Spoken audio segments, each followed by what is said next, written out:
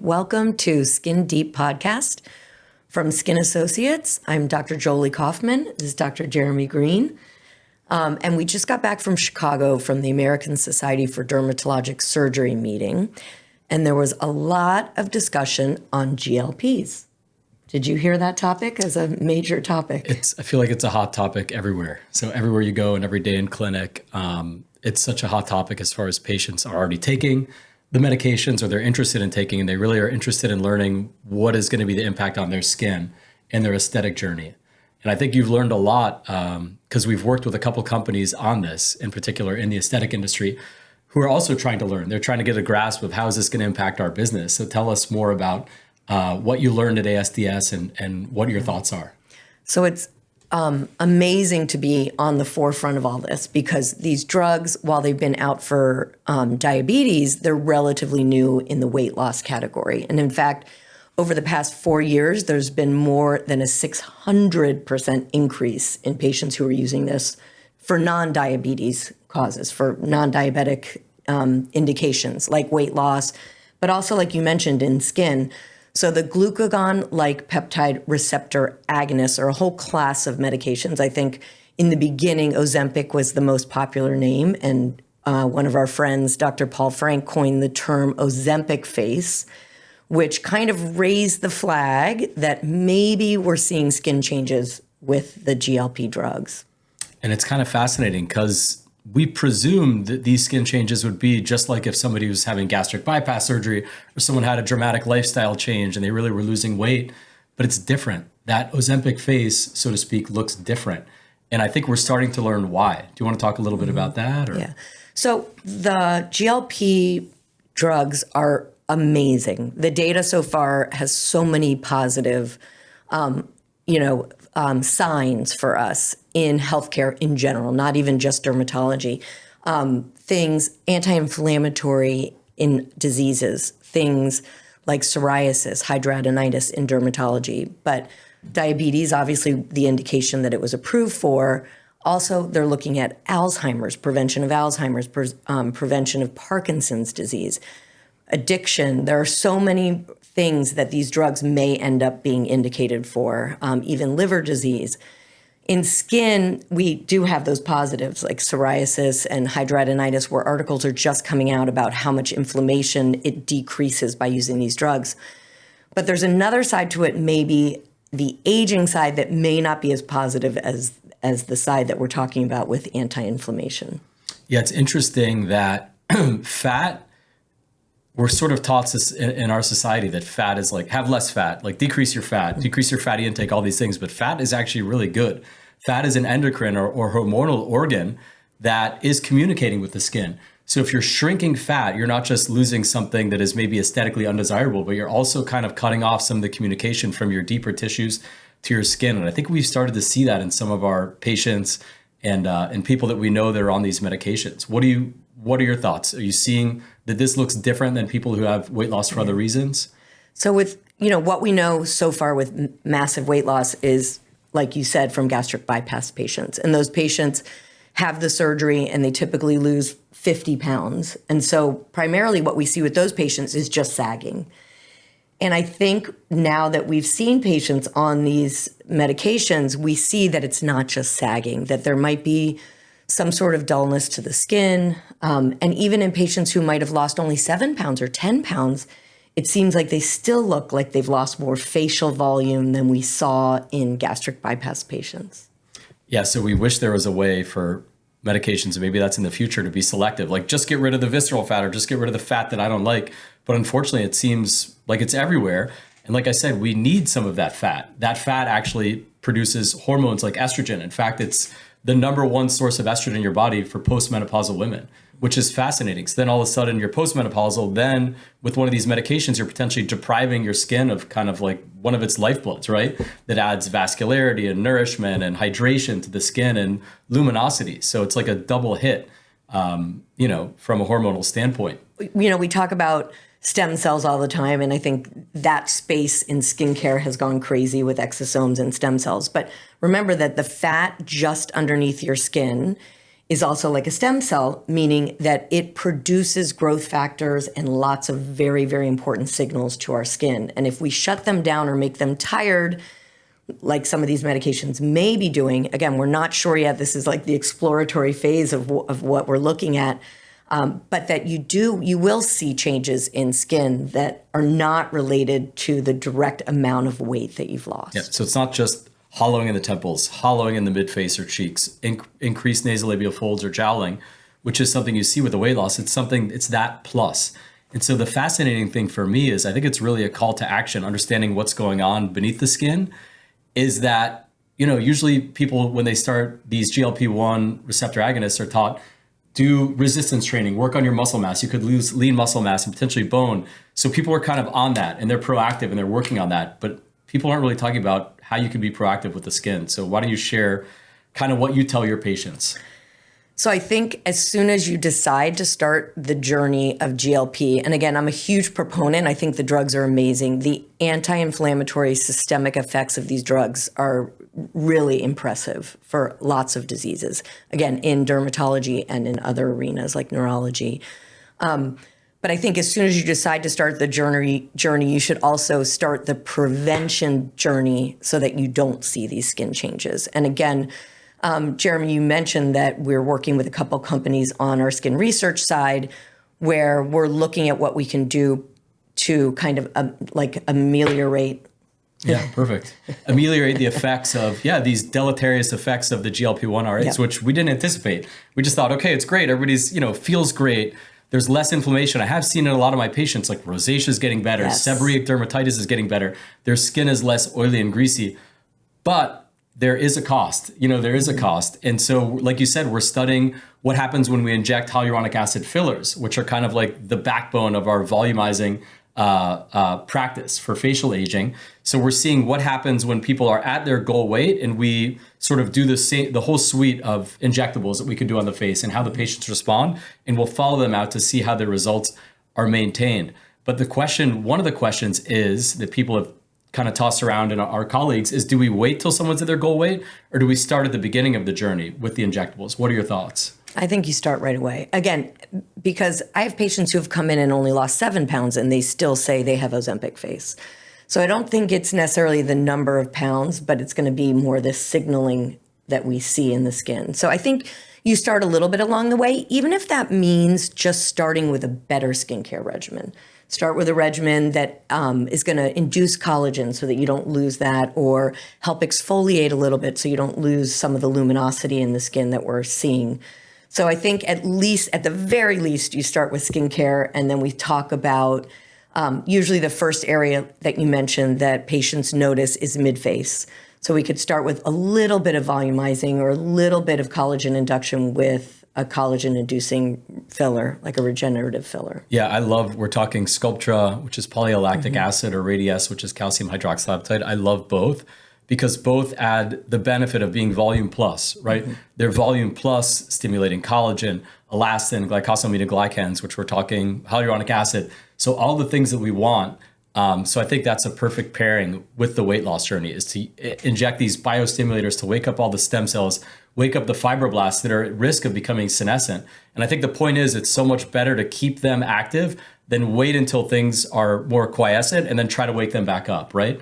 Agree, completely. So we talked about injectables, but how else would you pair this with like energy-based devices? Yeah, so, we have great data on a lot of the lasers also with regenerative pathways and waking up the skin, waking up fibroblasts, things like Fraxel we use, Clear and Brilliant, even a BBL, all these energy-based devices that also tell our skin to make collagen and elastin. Yeah, basically what we're doing with all these devices is using heat to safely injure the skin, to safely thermally activate the skin and wake up those fibroblasts, like you said, to make collagen, elastin. And I think traditionally we use them for like in a reactive sense, like everything else. Like, okay, you have acne scars, let's laser them. You have brown spots, let's do the IPL, let's laser them, or use a light treatment. And really one thing I think we're learning with this is we need to be proactive. That it's almost something that I'm going to start recommending my patients be on a regimen, whether it's every 3 months, every 4 months, every 6 months, do something with heat to activate the skin, or mechanical trauma, whether it's needling of some kind, to keep the fibroblasts going, to keep everything going, rather than waiting until you're like, wait, I see this. Now I don't like it. Now let's do something. So I think we need to talk about the same thing. Like, okay, you started your gym membership or you did your trainer or whatever you're doing for resistance. You need to do your resistance work for your skin on your journey. Yeah, I think the biggest thing to prevent Ozempic Face is to keep, using these things that are biostimulatory, whether it be your skincare, whether it be needling, whether it be PRP, whether it be a hyaluronic acid filler, biostimulatory filler, or whether it be a device like a heat-based or laser-based energy device. So putting you on the spot, what skincare would you recommend? So I'm a firm still believer in the retinoids. So that's always my primary. But a lot of patients can't use retinoids all the time. And as the skin gets drier and we see less estrogen, especially in perimenopausal and postmenopausal patients, I try to alternate them at night. So at night is when we do our repair. So I'll typically alternate a retinoid product, and it'll depend on what strength. You could be on a retinol or a prescription strength. And either an exosome or growth factor. So I'm still a TNS fan, which is exosome and growth factor. I love our plated, which is all exosome sourced out of Mayo Clinic. And then in the morning, I say we do our protection. So in the morning, because we're outside, we have environmental stressors, we have sun, we're usually eating things that aren't perfect and we create inflammation. We spend our time during the day being anti-inflammatory. So antioxidants, underneath, obviously, a great sunscreen. Perfect. One thing we didn't yet touch on that I'm seeing in some of my patients, and I know you are too, because we've talked about it, is the changes in hair. Oh, yeah. It's something that is a big part of a lot of women's identity. And we're seeing that with this sort of rapid weight loss, that some patients are experiencing hair loss as well. And it seems to be maybe like a chronic telogen effluvium, which we're traditionally taught in dermatology. This is after like trauma, surgery, giving birth, some sort of emotional trauma. Maybe 4 to 6 months later, your hair is all pushed into the resting phase and you shed. And the good thing that we could tell our patients is, don't worry, it's going to come back with time when whatever that stressor is further in your rearview mirror. The problem is you're on these medications chronically. So then what are you seeing, or what are some of your thoughts? Yeah, people definitely talk about losing hair. The best advice I think so far is, yes, there are treatments, but prevention-wise, maybe take the journey a little bit slower. And the discussion of what microdosing actually looks like for maintenance so that you're not on a high dose all the time, is still something to discuss. But a lot of weight loss doctors are now recommending that you spread out the injection intervals, or that you use a lower dose. So now you can use not necessarily the preloaded pen, but you could do a dose even lower than that, especially in women who are already pretty thin or the proper, weight. So there is such thing as too much of a good thing, because like you and I both agree that these medicines are absolute paradigm shifting, game changers, and great on so many levels that I have no hesitation. I'm happy.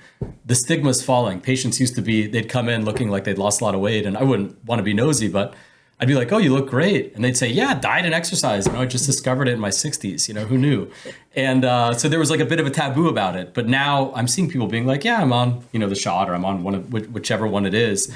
So the more sort of normalized this is, the more I think we're able to kind of talk to it and understand it and have more of an interchange with patients and talk about how we can sort of get them in a maintenance stage for hair and skin as well, not just weight and muscle mass. Again, the anti-inflammatory effects of these drugs are amazing. I mean, it controls your glucose spikes, which we know are inflammatory. We know heart disease, brain disorders, everything is related to that glucose spike. And so the drugs are amazing. And I think the skin effects that we see that are not perfect, or the hair effects, we can treat. But again, the main message would be, when you decide to go on the journey, or early in the journey, even if you haven't lost a lot of weight, to get on some sort of preventative regimen so that you don't come in a year later and you feel like you've had a lot of these side effects, skin and hair-wise. Like minoxidil, I love topically. I use it myself. Minoxidil oral is a lot more popular. Interestingly, these studies have shown that oral and topical are same efficacy. It's just compliance is easier when you pop a pill, right? Yeah. For men, finasteride, PRP, of course, platelet-rich plasma we like in our practice. And there's a lot of interest in light therapy now. We're still getting early data. There's some actually lasers that are FDA cleared now, I believe, for hair loss. Mm-hmm. So that's also stay tuned. And of course, the old tried and true hair transplant, which I also may have done 2 summers ago. So. And I'm not on one of the GLP-1 RAs. But there's topicals also. Like you said, minoxidil's been around for a long time and very efficacious. It's just hard to use. So like if I put it on at night and I got to shower it out, it's all sticky and, greasy. And, but we do have other ones, other topicals. Like I love the plated topical also. They're exosome topicals. So you can microneedle and get the exosome in that way or use PRP. I think there's a lot of focus on hair right now. So whereas in the past we said, okay, sorry, you go bald or you get a transplant. Now there are a lot of less invasive interventions that help. So Jolie, we talked about how one of the things we're seeing in some of our patients is that even though there's so many benefits to these medications, that sometimes the skin looks like it just has a little less life. It looks a little less luminous or vibrant. And one of the interesting tools in our toolbox that maybe didn't have as much of a home right when it was launched, but now I think it occurs to me that it could have a great home with these GLP-1 patients is something called skin boosters. And I know you were one of the injectors in the clinical trial that led to the eventual FDA approval of one of them, which is called Skin Vive by Allergan. So can you talk a little bit about what skin boosters are and I think what role they might play in this situation?